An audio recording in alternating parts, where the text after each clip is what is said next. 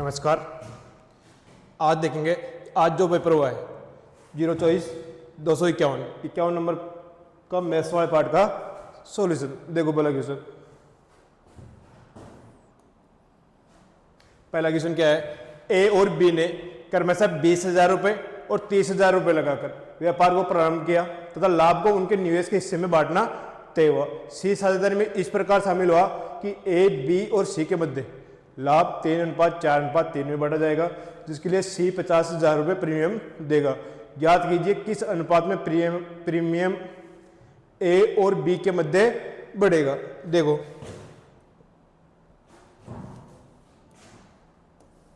क्या हो रहा है? ए और बी ने क्रमशः 20,000, ए ने कितने रुपए लगाए? 20,000 रुपये, बी ने 30,000 रुपये।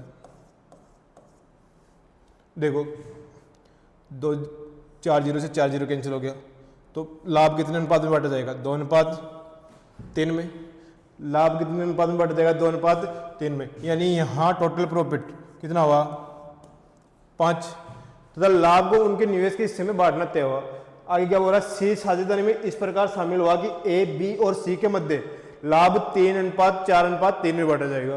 तो सी के आने के बाद ए, बी, सी में 3:4:3 में बांटा गया, तो टोटल कितना हो गया? 10। अब देखो प्रॉफिट तो उतना ही है। अब प्रॉफिट हो रहा है 10, पहले हो रहा है 5, दोनों सेम होने चाहिए। दोनों को सेम करता हूं तो 5 × 2 10। तो यहां भी 2 से मल्टीप्लाई करूं तो 1 की वैल्यू कितनी आ गई? 4। यहां भी 1 की वैल्यू कितनी आ गई? 6। 3 को 2 से मल्टीप्लाई करते हैं तो कितना आता है? 6। देखो ए को पहले 4 मिल रहा था, बी को 6, अब कितना मिल रहा है? 3। यानी 1 कम मिल रहा है, उसकी पूर्ति कहां से होगी? उस प्रीमियम में से होगी। तो प्रीमियम ए को कितना मिलेगा? 1। बी को कितना मिलेगा? बी को अब 4 मिल रहा है, पहले अब 4 मिल रहा है, पहले कितना मिल रहा था? 6। कितना कम मिल रहा है? 2। अब इसकी पूर्ति कहां से होगी? उसी प्रीमियम में से होगी। यानी ए और बी के बीच में इस प्रीमियम को किस अनुपात में बांटा जाएगा? 1:2। कौन सा ऑप्शन आ गया? सी। कौन सा ऑप्शन आ गया? सी। आई की बात समझ। देखो नेक्स्ट क्वेश्चन।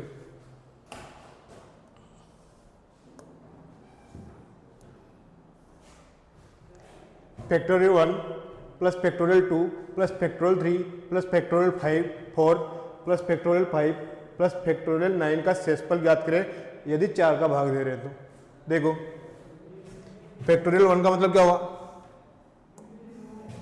फैक्टोरियल 1 का मतलब क्या हुआ? 1।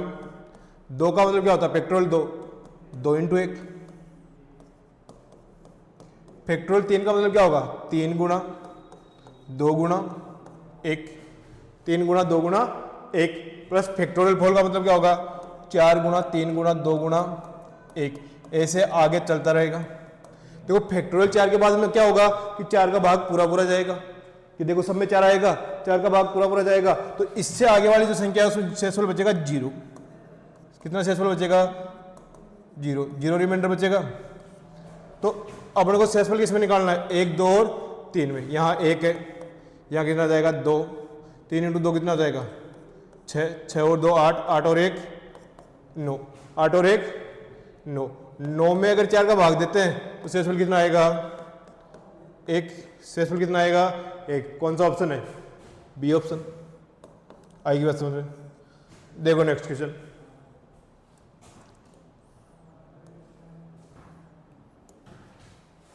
क्या हो रहा है? 3/7 किलोग्राम, 2/21 किलोग्राम और 5/14 किलोग्राम के 3 टुकड़े है। ज्ञात कीजिए कितने मेहमानों को आमंत्रित किया जा सकता है यदि सबको बराबर तथा अधिकतम भाग मिले तथा प्रत्येक मेहमान को 1 टुकड़ा दिया जाए। तो जब भी ऐसा क्वेश्चन आए करना क्या होता है? 3/7, 2/21 और 5/14। जो बट्टे में क्या है? यहाँ बट्टे में कितना है? 7। यहाँ कितना है? 21 और यहाँ कितना है? 14। इन सब का अगर एलसीएम लूँ कितना आया? 42। एलसीएम लूँ तो 42। अब मान लो सब में 42 बांट रहे हैं तो 42 × 3/7। 3/7 को अगर 42 से इंटू करेंगे 6×3 18। ऐसे ही 2/21 × 42 42 कितनी बार गया, 2 बार, 2 इंटू 2 कितना जाएगा 4। ऐसे ही 5/14 है, इसको 42 से इंटू करेंगे तो कितनी बार जाएगा 3 बार, 5 इंटू 3 कितना जाएगा 15। देखो अधिकतम भाग कितना हो गया 18 और 4 22, 22 और 15 37, 37 ऑप्शन है क्या, ऑप्शन सी। आएगी बात समझ में। देखो नेक्स्ट क्वेश्चन, नेक्स्ट क्वेश्चन, अगला क्वेश्चन क्या है, अमिताभ ने सलमान से कहा मैं जब तुम्हारी उम्र का था उस समय की तुम्हारी उम्र से मेरी उम्र 3 गुना है, यदि दोनों की वर्तमान आयु का योग 110 वर्ष है, उनके वर्तमान आयु में अंतर ज्ञात कीजिए। देखो एक तरफ लिख लिया अमिताभ और एक तरफ लिख लिया सलमान। पहले लिख लो पहले जो पास्ट वाली एज और बाद में लिख लो प्रेजेंट वाली एज। देखो सलमान की मैं अगर प्रेजेंट एज मानू के, सलमान की अगर मैं प्रेजेंट एज मानू के, तो दोनों को वर्तमान आयु का योग कितना है 110, दोनों का योग 110 है, तो अमिताभ का कितना हो जाएगा 110 माइनस के। यहाँ तो समझ में आया क्या। अब क्या बोल रहा है, मैं जब तुम्हारी उम्र का था उस समय की तुम्हारी उम्र से मेरी उम्र 3 गुना। तुम्हारी उम्र मतलब इसकी वर्तमान उम्र कितनी है सलमान की के, वर्तमान उम्र कितनी है के, वर्तमान उम्र क्या है, तो अमिताभ की अगर उम्र उस टाइम के थी तो सलमान की उम्र उस टाइम कितनी थी, जितना डिफरेंस इनके बीच होगा उतना डिफरेंस इनके बीच होगा। तो इनका डिफरेंस निकालता हूं 110 माइनस के, ये डिफरेंस आ गया क्या, यानी 110 माइनस 2k, यानी इस के में से 110 माइनस 2k घटा दूं तो सलमान की पहले वाली एज आ जाएगी क्या, पहले वाली एज निकालनी है तो k माइनस 110, देखो माइनस माइनस क्या हो जाएगा प्लस 2k, देखो 2k और k कितना आ गया 3k माइनस 110। यहाँ तो बात समझ में आई क्या। अब देखो क्या बोल रहा है, मैं जब तुम्हारी उम्र का था उस समय की तुम्हारी उम्र से मेरी उम्र अभी 3 गुना है। अभी अमिताभ की उम्र कितनी है 110 माइनस के, वो किसके बराबर है उस समय की 3 गुना। उस समय की 3 गुना कितनी है, उस समय की उम्र कितनी है 3k माइनस 110, इसका 3 गुना है। इसको सोल्व करेंगे तो कितना आया, देखो 3 इंटू 3 कितना आ जाएगा 9k, ये कितना आ गया 323, 110 माइनस के, देखो 9k और k कितना हो गया 10k, ये इस तरफ आएगा तो 440, k की वैल्यू कितनी आ गई 44, k की वैल्यू 44 आ गई तो सलमान की वर्तमान आयु आ गई 44, अमिताभ की कितनी आ जाएगी 110 माइनस के कितना आ गया 66, तो इन दोनों का डिफरेंस पूछा तो कितना आ जाएगा 22 ईयर्स। कौन सा ऑप्शन है, बी ऑप्शन। कौन सा ऑप्शन है, बी ऑप्शन। देखो नेक्स्ट क्वेश्चन,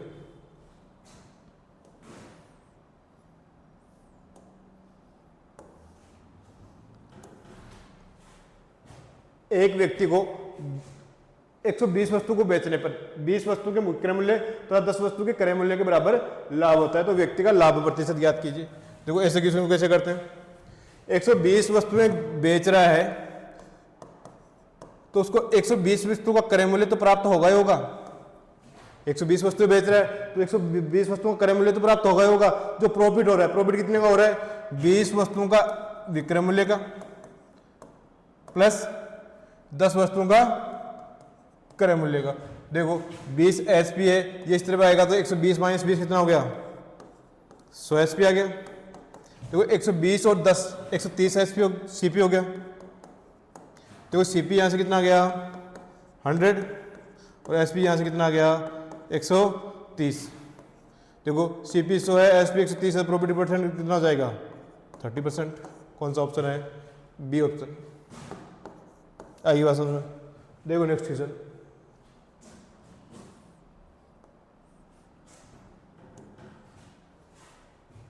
ए बी और सी एक काम को 10 दिन में पूरा कर सकते हैं।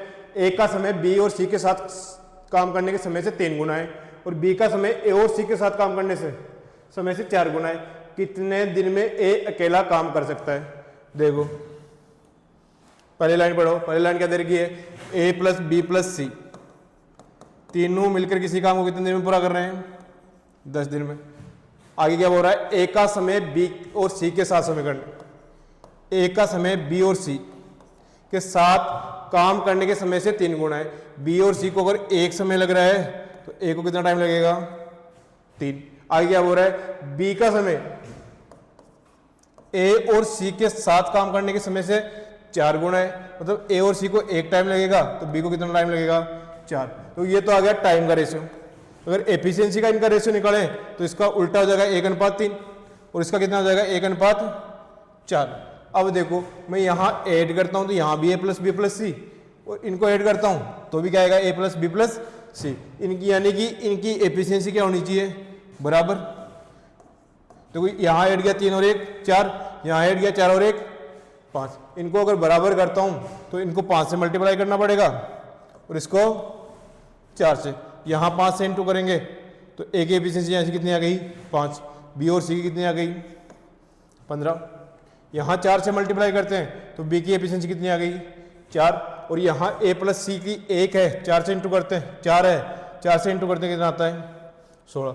अब देखो इनका ये योग भी कितना है 20 और इनका योग भी कितना है 20, यानी तीनों मिलकर एक दिन में कितना काम कर रहे हैं 20, और कितने दिन काम कर रहे हैं 10।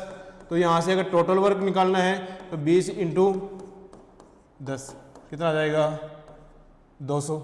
अब पूछा गया है कितने दिन में ए अकेला काम कर सकता है, तो एक की एफिशिएंसी यहाँ से कितनी आई 5, तो मैं 200 में अगर 5 का भाग दूं,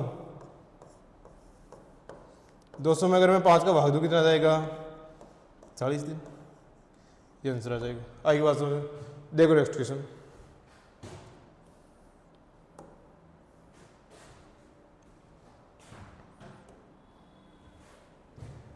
तीन गणित की कक्षाएं एक्स वाई और जेड में अंकगणित की परीक्षा हुई। कक्षा एक्स के औसत अंक 83, कक्षा वाई के औसत अंक 76 और कक्षा जेड के औसत अंक 85। देखो एक्स और वाई का औसत अंक 79 है, वाई और जेड का औसत अंक कितना है 81 है। तीनों कक्षाओं का औसत अंक ज्ञात करो। देखो मान लो कक्षा एक्स में टोटल स्टूडेंट है एक्स और उनके एवरेज कितना है 83 है, तो एक्स के टोटल कितने आ गए 83x। वाई के टोटल अंक निकालूं तो वाई में स्टूडेंट मान लेता हूं वाई और एवरेज कितना दे रखा है 76, तो 76 वाई। देखो जेड के औसत अंक दे रखे हैं 85, इनमें स्टूडेंट मान लेता हूं 85, तो 85 जेड, ये टोटल अंक आ गए। अब क्या बोल रहा है आगे एक्स और वाई का औसत अंक। देखो एक्स और वाई का टोटल कितना हो गया 83x प्लस 76y। एवरेज निकालना तो इनकी संख्या का भाग देना x प्लस वाई, और वो कितना दे रखा है 79। पहले लाइन ये बोल रखा है, इसको सोल्व करेंगे तो देखो ये कितना आ जाएगा 79x प्लस 79y। इस तरफ क्या लिखा हुआ है 83x प्लस 76y। देखो एक्स वालों का अंतर लेंगे तो 4x, वाई वालों का अंतर लेंगे कितना आएगा 3y। यानी यहां से x और y का अगर रेशो निकालें तो 3:4 आ जाएगा। आगे क्या बोल रहा है y और z का औसत 81 है। देखो y में टोटल स्टूडेंट कितने हैं 76y, टोटल अंक कितने हो गए 76y, और z में 85z। y में स्टूडेंट y और z में z, तो y प्लस z, और इनका एवरेज कितना दे रखा है 81। इसको सोल्व करेंगे तो देखो 81y प्लस 81z। देखो y वालों का अंतर लेंगे तो 5y, z वालों का अंतर लेंगे 85 और 81 कितना आ गया 5y बराबर 4z, 5y बराबर 4z। यहाँ से अगर y और z का रेशियो निकालेंगे तो कितना आ जाएगा 4 और 5, यानी यहाँ से x y z का रेशियो निकालेंगे तो 3 4 और 5, 3 4 और 5। तीनों कक्षाओं का औसत ज्ञात करो। देखो पहले टोटल निकालना पड़ेगा, फिर टोटल में टोटल का भाग देना पड़ेगा। तो देखो तीनों कक्षाओं में स्टूडेंट कितने आ गए 4 और 3 7, 7 और 5 12। देखो यहाँ x का मान रखो 3, तो 83 × 3 कितना जाएगा 249। यहाँ y का मान रखो 4, इनको मल्टीप्लाई करूँगा 304। यहाँ रखो 5, तो ये आ गया 425। तीनों को अगर ऐड करना है 249 और 304 कितना आ गया 553, और 425 कितना आ गया 978। अब 978 में 12 का भाग दे देंगे तो एवरेज आ जाएगा, और भाग देंगे तो सीधा सीधा 8 बार गया, 18 में 12 का भाग देंगे तो 1.5, 81.5। कौन सा ऑप्शन आ जाएगा सी ऑप्शन बढ़िया क्वेश्चन था एवरेज का। ठीक है, देखो नेक्स्ट क्वेश्चन।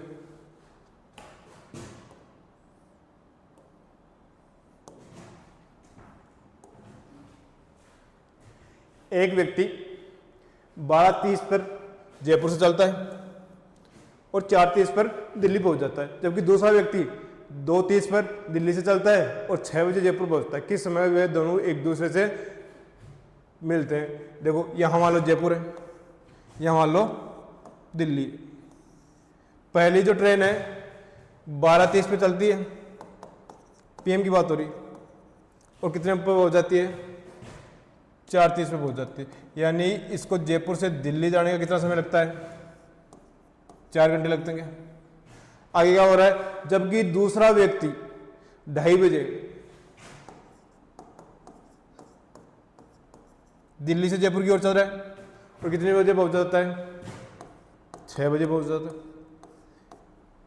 कितना टाइम लगेगा? 6 में से 2:30 घटाएंगे तो कितना जाएगा? 3.5। 3.5 को मैं क्या लिख दूँ? 7/2 घंटे। इन दोनों का डिफरेंस आएगा, कितना आएगा? 7/2 घंटे। अब देखो कुछ भी डिस्टेंस मान लो, 7 और 4 का एलसीएम ले लो। 7 और 4 का अगर एलसीएम लेते हैं तो 28 आ गया। यानी इनके बीच की दूरी डिस्टेंस कितनी मान ली? 28 मान ली। अब 28 डिस्टेंस में इसको कितने टाइम लग रहा है? 4 घंटे। तो पहले वाले की स्पीड निकालें तो 28 में कितना का भाग देना है? 4 का भाग। पहले वाली की स्पीड कितनी आ गई? 7 किलोमीटर पर आवर। 28 किलोमीटर मान लिया, 7 किलोमीटर पर आवर। दूसरे वाले की स्पीड निकालें, देखो 28 में 7/2 का भाग देंगे, 2 पर आ जाएगा, 8 kilometre per hour.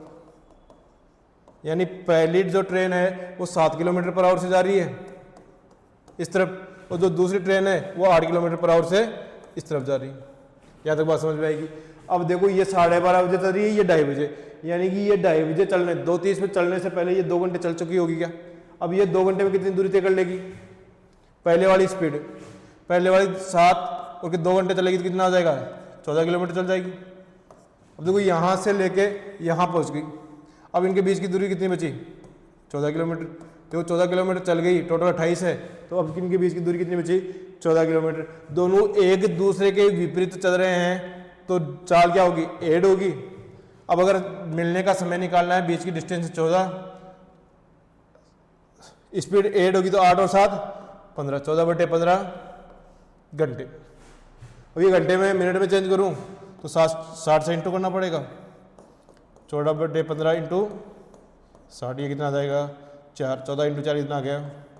56 minute. 56 minute. अब देखो 2:30 तक का काम हो चुका, 2:30 के बाद में 56 मिनट और लग रहे हैं, इसमें 56 ऐड करूं तो 3:26 PM। 3:26 PM। कौन सा ऑप्शन है? सी। आगे बात समझो। देखो नेक्स्ट क्वेश्चन।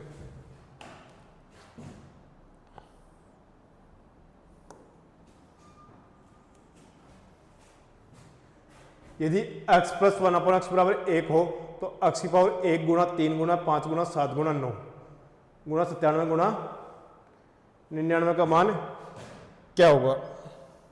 देखो x + 1/x = 1, तो अलजेब्रा वाले पार्ट में पढ़ाएंगे x³ बराबर क्या होगा?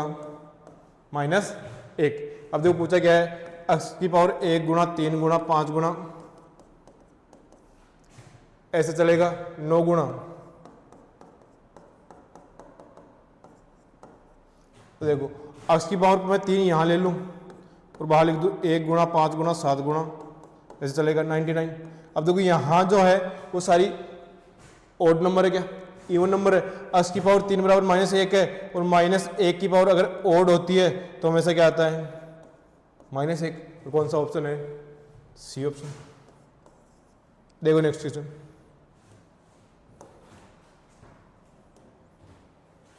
सेक थीटा प्लस टेन थीटा बराबर 3/2, तो कोस थीटा का मान ज्ञात करो। कोस थीटा का मान ज्ञात करो। देखो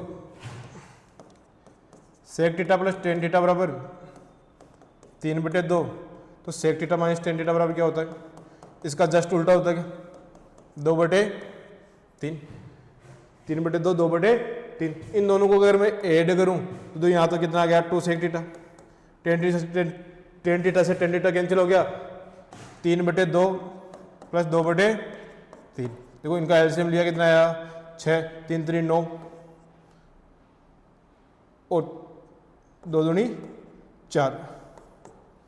2 सेक थीटा बराबर 13/6। 2 इस तरफ आएगा तो सेक थीटा बराबर कितना हो गया 13/12। कोस थीटा सेक थीटा का उल्टा होता है तो ये कितना जाएगा 12/13। आंसर हो जाएगा 12/13। कौन सा ऑप्शन है? C option. देखो नेक्स्ट क्वेश्चन।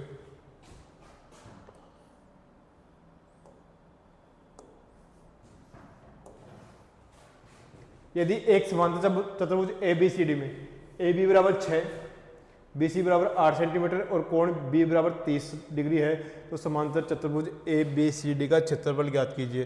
देखो समांतर चतुर्भुज का क्षेत्रफल दो आसन भुजाएं दे रखी हो ए बी गुणा बी सी और उनका बीच का एंगल दे रखा था इंटू साइन थीटा। ये क्या होता है उसका एरिया। देखो 8 ए बी दे रखा 6 into 8 into sine 30।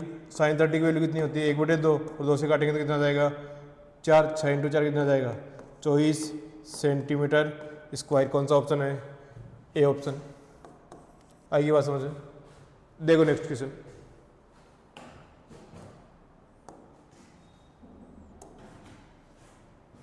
Three sine theta minus 4 sine cube theta minus 4 cos cube theta plus 3 cos theta. देखो 3 sine theta minus 4 sine cube theta किसका फॉर्मूला होता है?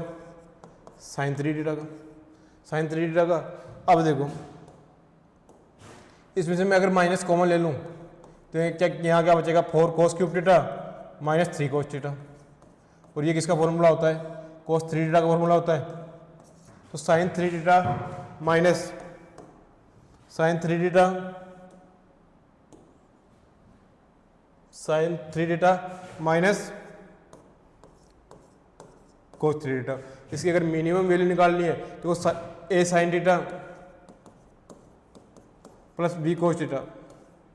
इस कंडीशन में कभी भी लिखा हो तो मैक्सिमम वैल्यू तो होती है A square plus B square positive में, और नेगेटिव वैल्यू मिनिमम वैल्यू निकालनी है तो नेगेटिव निकाल दो ए स्क्वायर प्लस बी स्क्वायर। अब देखो न्यूनतम मान पूछा है तो यहाँ भी 1 है और यहाँ भी कितना है 1, तो माइनस 1 प्लस 1 का स्क्वायर प्लस 1 का स्क्वायर कितना हो गया 2 माइनस √2। कौन सा ऑप्शन आ जाएगा? A option. आइए बात समझ में।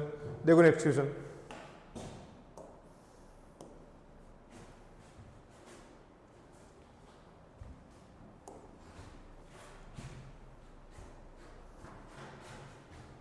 पानी भी लेते हैं एक बार।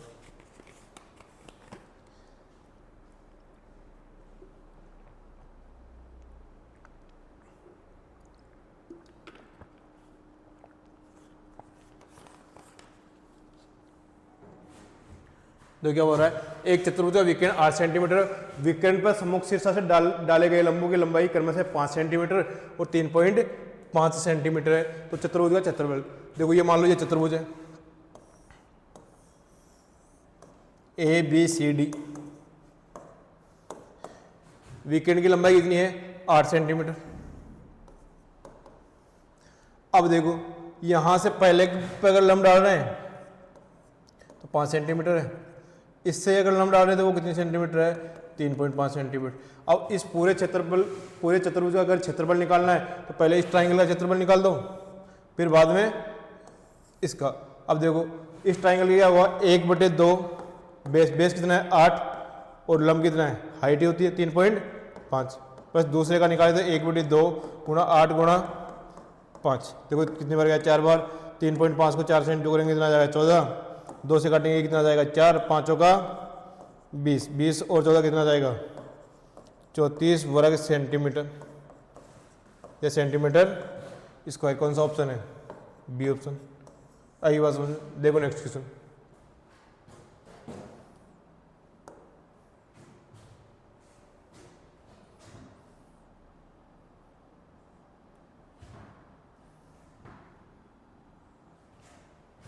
चार लगातार घटती हुई अभाज्य संख्याओं में से पहले तीन का गुणनफल 2431 है एवं अंतिम तीन का गुणनफल 1001 है, तो सबसे बड़ी अभाज्य संख्या है।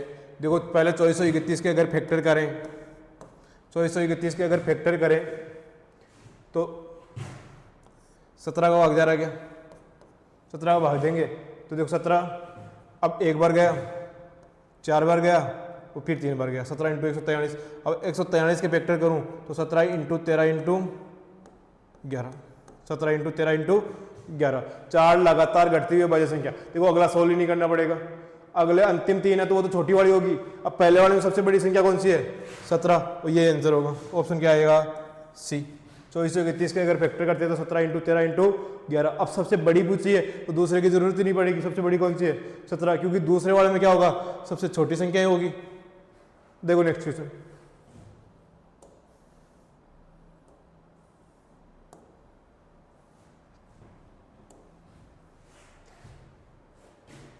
Cube root 4 plus cube root 16 plus 1 का वर्गमूल क्या होगा।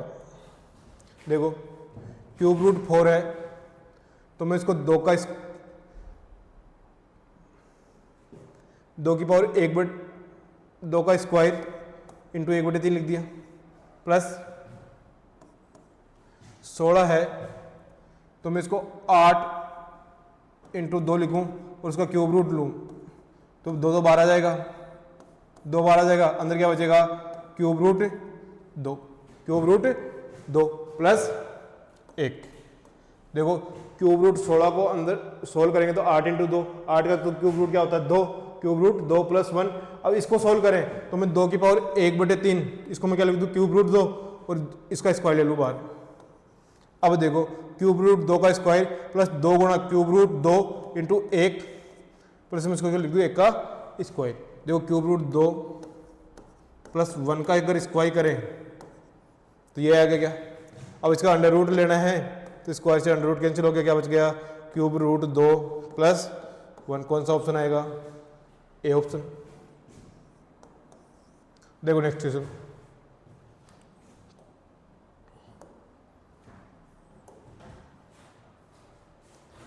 यदि अपूर्व का वेतन 25,000 रुपये है तो वस्त्र और विविध उसका कुल खर्च क्या होगा। अपूर्व का वेतन 25,000 रुपये, अपूर्व का वेतन टोटल 25,000, मतलब 25,000 टोटल 100 का मान है, टोटल का मान है। अब पूछा क्या है, वस्त्र और विविध, वस्त्र कौन सा है, ये वाला कौन सा है,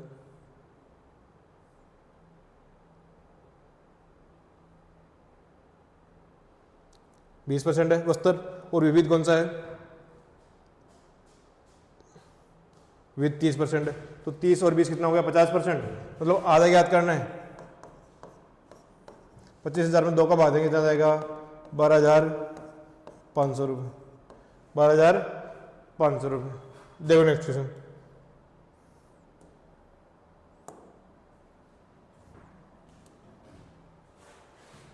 यदि मकान भाड़ा और यात्रा का अपूर्व का कुल खर्च 15,000 रुपये है तो अपूर्व का कुल खर्च कितना होगा।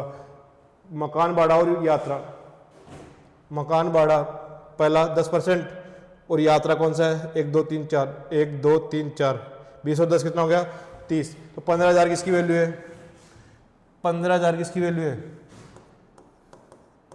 30 की वैल्यू है।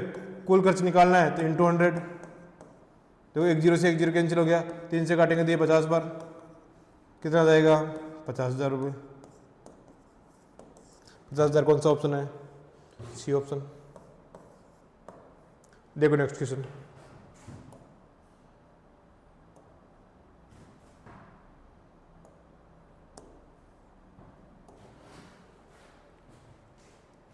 मकान भाड़ा पर खर्च भोजन पर खर्च से कितना अधिक है, कितना प्रतिशत कम है। मकान भाड़ा कौन सा है, ऑप्शन 10%, भोजन पर खर्च कितना है,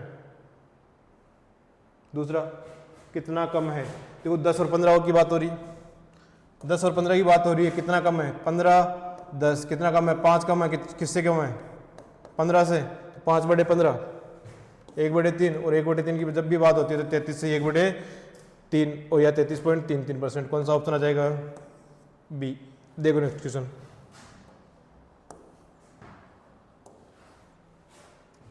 देखो यदि त्रिभुज ए बी सी में कोण बी बराबर 135 डिग्री, कोण बी बराबर 135 डिग्री, ए बी बराबर 5√2 और बी सी बराबर 7 सेंटीमीटर, तो ए सी का मान ज्ञात करो।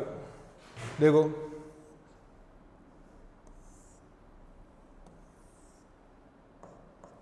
A B C,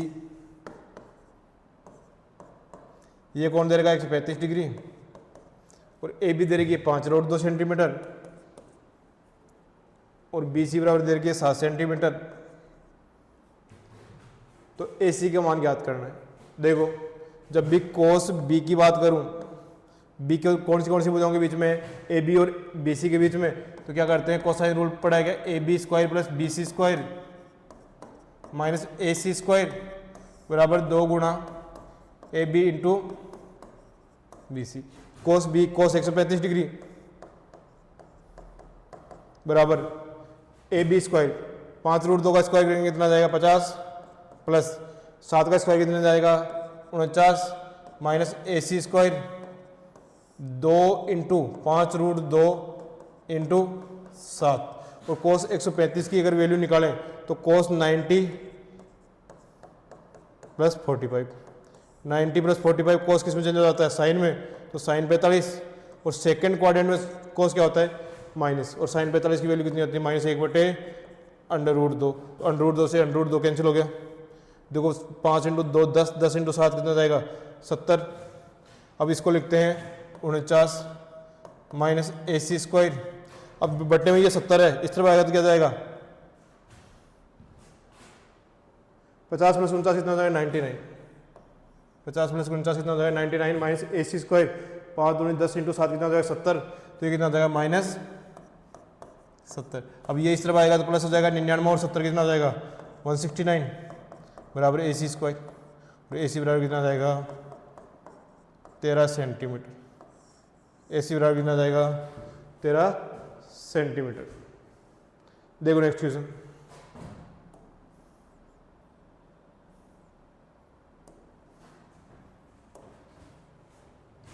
x minus y बराबर 7/9, 1/x माइनस 1/y बराबर 10 से 1/2, x cube minus y cube का मान क्या हुआ।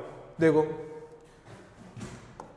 X cube minus y cube का अगर मान ज्ञात करना है तो अपने को एक तो वैल्यू चाहिए एक्स माइनस वाई की, एक्स माइनस वाई की, तो वो तो एक्स माइनस वाई तो है। इसका फॉर्मूला अगर ज्ञात करें तो x square plus y square minus x y. देखो एक्स माइनस वाई का मान अपने पास है, अब एक निकालना है x square plus y square और एक निकालना है एक्स वाई का मान। वो कैसे निकालेंगे, देखो दो इन्फॉर्मेशन दे रखी है। पहला क्या दे रखा है, एक्स माइनस वाई बराबर 7/9। अब दूसरा क्या दे रखा है 1/x माइनस 1/y बराबर 10 सही है। 1/2 को मैं क्या लिख सकता हूँ 21/2, 10 दूना 20 और 1 21। एलसीएम लिया तो कितना आ जाएगा एक्स वाई, यहाँ कितना जाएगा y माइनस एक्स बराबर कितना जाएगा 21/2। देखो x माइनस वाई की वैल्यू 7/9 है, तो y माइनस एक्स, इसमें से अगर मैं माइनस कॉमन ले लूँ तो माइनस वाई माइनस एक्स बराबर 7/9। अब ये माइनस हटा के यहाँ लगा दूँ तो y माइनस एक्स बराबर कितना जाएगा -7/9। तो यहाँ तो रखो -7/9, नीचे चला जाएगा एक्स वाई बराबर 21/2। देखो 7 से काटेंगे ये 3 बार, 9 इस तरफ मल्टीप्लाई होगा, 9 × 3 कितना जाएगा 27, माइनस 1/x वाई बराबर 27/2। एक्स वाई का मान निकालना है तो उल्टा कर दो, 2/27 और माइनस इस तरफ ले जाएगा, एक्स वाई बराबर कितना जाएगा -2/27।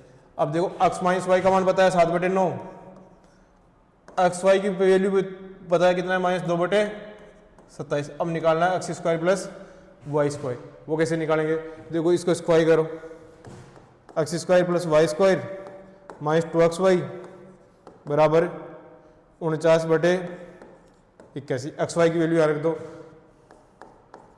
या फिर पहले उस तरफ ले जाओ 49/81, इस तरफ माइनस का इस तरफ आ जाएगा प्लस का 2 इंटू एक्स वाई की वैल्यू कितनी है 2/27, वो भी किसका माइनस का, तो यहाँ कितना आ जाएगा, माइनस हो जाएगा, प्लस को हटा दो, माइनस आ गया। अब एलसीएम लिया 81, 49 माइनस 3 बार गया, 4 इंटू 3 कितना आ जाएगा 12, एक्स स्क्वायर बराबर कितना, वाई स्क्वायर बराबर कितना आ जाएगा 37 बटे 81, 37 बटे 81। अब इसका वैल्यू भी आ गई 37 बटे 81, 37 बटे 81। अब सोल्व कर लो, देखो अब क्या है, 7 बटे 9 इंटू 7 बटे 9 इंटू 37 बटे 81, तो माइनस होते यहाँ क्या आ जाएगा, प्लस आ जाएगा, माइनस 2 बटे 27।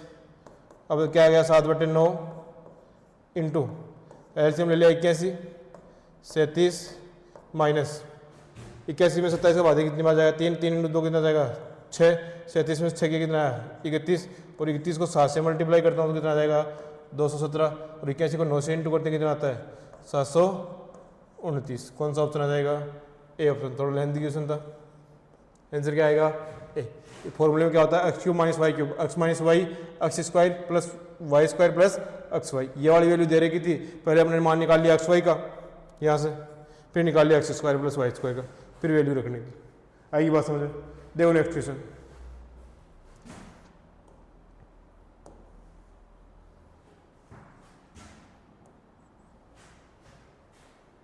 अगला क्वेश्चन क्या है, बोर्ड मास का क्वेश्चन है, इसी में सोल्व कर लेते हैं। 3 बटे 4 प्लस 5 बटे 2 बड़ा कोष्टक 1 बटे 4 गुना छोटा कोष्टक 8 बटे 5 माइनस 4 बटे 3। पहले छोटे कोष्टक को अगर मैं सोल्व करूं तो एलसीएम कितना आ गया 15, तो 8 को 3 से इंटू करो कितना 24, 5 का 20, 24 में से 20 गए तो कितना आ जाएगा 4 बटे 15। इसको सोल्व करने के बाद आया 4 बटे 15। अब बाहर दे रखा 1 बटे 4, 4 से 4 कैंसिल हो गया, बच गया कितना 1 बटे 15। अब इसके बाहर दे रखा है 5 बटे 2, 5 बटे 2 दे रखा है, तो देखो कितनी बार गया 3 बार, तो इस पूरे को सोल्व करने के बाद कितना आया 3 बटे 2, और बाहर कितना दे रखा 3 बटे 4। एलसीएम लिया तो एलसीएम आ गया 4, 3 प्लस 6 कितना देगा 9 बटे 4। दोबारा सोल्व करो, 8 3 24, 5 का 20, 4 बटे 15, 1 बटे 4 इंटू 4 बटे 15 कितना देगा 1 बटे 15, 1 बटे 15। देखो यहाँ 3 आएगा, वो नीचे आएगा, तो कितना जाएगा 1 बटे 6 आएगा, ये गड़बड़ कर दी, 1 बटे 6। एलसीएम कितना आएगा 12, 9 प्लस 2 कितना जाएगा 11 बटे 12। ऑप्शन क्या आ जाएगा डी। ठीक है, देखो नेक्स्ट क्वेश्चन,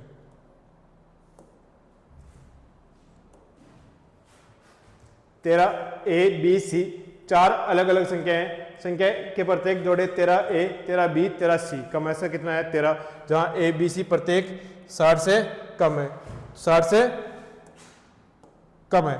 अब देखो 13 सब अलग अलग है, अब 60 से नीचे वाले मल्टीपल 4 है, पहला तो 13 हो गया, दूसरा 26, तीसरा 39 और चौथा 52। अब देखो सब बढ़ते क्रम में, बढ़ते क्रम में ए बी सी बढ़ते क्रम में है, तो यहाँ ए का मान कितना आ गया 26, बी का मान कितना आ गया 39 और सी का मान कितना आ गया 52। पूछा क्या है ए प्लस सी, तो 52 और 26 कितना आ गया 78, और इसमें भाग कितना किसका देना है बी का 39, भाग दिया कितना आ गया 2। कौन सा ऑप्शन आएगा बी ऑप्शन। देखो नेक्स्ट क्वेश्चन,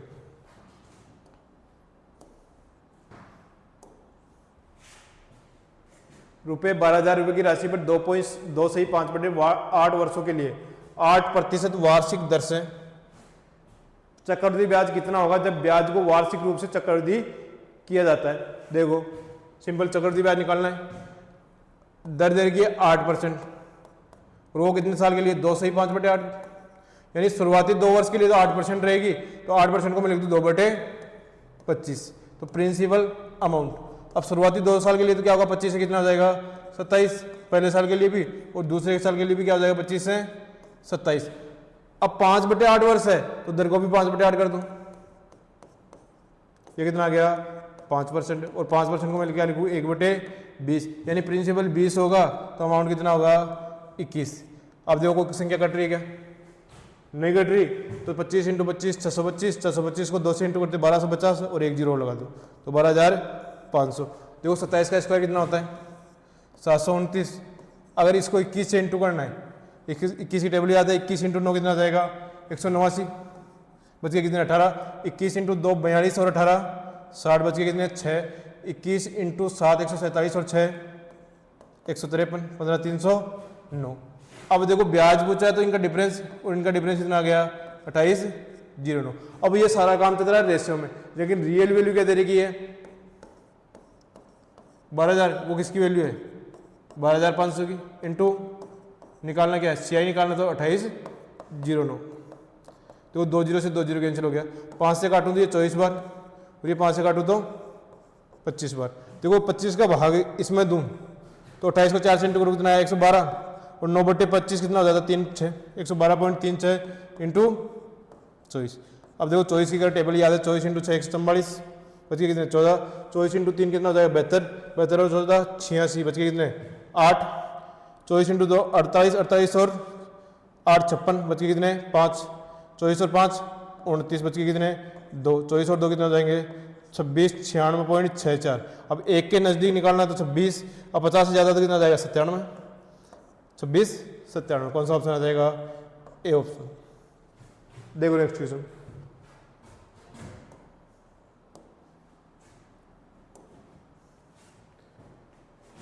पी क्यू एवं आर की आय का योग 1,39,200 है।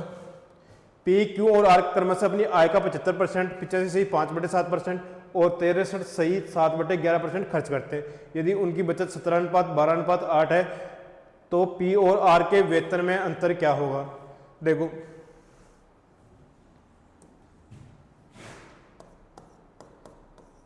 तीनों का टोटल कितना दे रखा है 1,39,200 रुपये।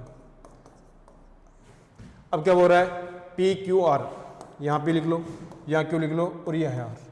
पहले खर्च बता रखा है और 75% पी खर्च कर रहा है, तो उसकी अगर सेविंग निकालेंगे तो कितनी आ जाएगी 25%।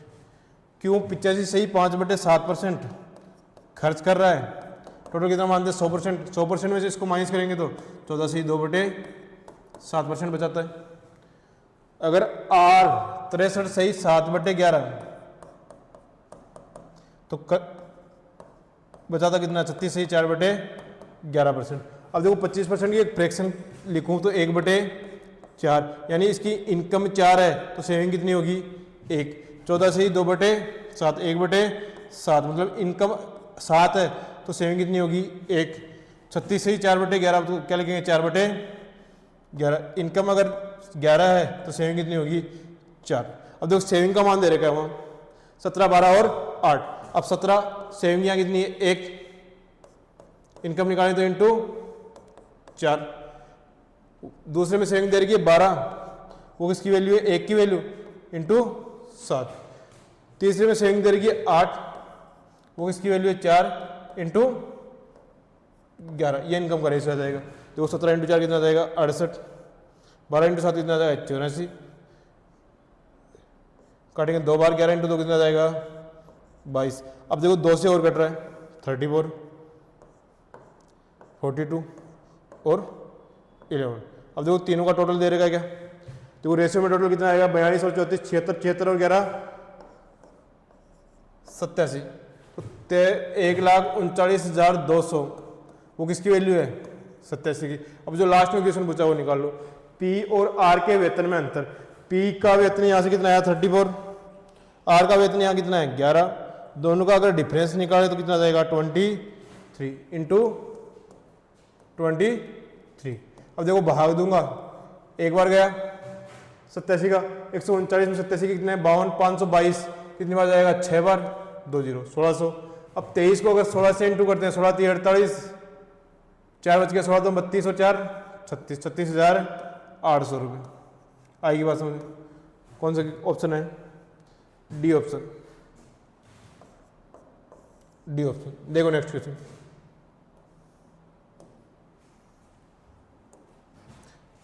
लास्ट क्वेश्चन है, एक व्यक्ति की वार्षिक आय में 1.2 लाख रुपए की वृद्धि होती है, परंतु आय पर लगने वाला कर 12% से 10% हो जाता है। पहले 12% लग रहा था, अब कितना लग रहा है? 10%। अभी भी वो उतना ही कर देता है जितना पहले देता था। उसकी बढ़ी हुई आय ज्ञात कीजिए। तो पहले वाला इनकम में मान लेता हूं आई, उसमें बढ़ गया आई प्लस 1.2 लाख बढ़ गई, ये नई इनकम हो गई। अब पहले इनकम टैक्स लग रहा था 12%, तो पहले वाले इनकम का 12% बराबर क्या होगा? बाद वाले इनकम का 10%। अब पहले पे टैक्स सही है, दूसरे पे टैक्स सही है, अब दोनों का बराबर दे रहेगा क्या? कि अभी भी वह उतना ही कर देता है जितना पहले देता था। बराबर रख दिया, परसेंटेज से परसेंटेज कैंसिल हो गया। 12 आई बराबर 10 को अंदर इंटू करेंगे 10 आई प्लस 1.2 इंटू 10 कितना गया? 12। देखो दोनों का डिफरेंस निकालेंगे, 2 आई बराबर 12, आई बराबर कितना गया? 6। ये पहले वाली इनकम आई है, बढ़ी हुई इनकम कितनी है? आई प्लस 1.2, तो 6 प्लस 1.2 कितना आ गया? 7.2 लाख। कौन सा ऑप्शन है? B option. ठीक है, हो गया सॉल्यूशन। आज के लिए इतना ही।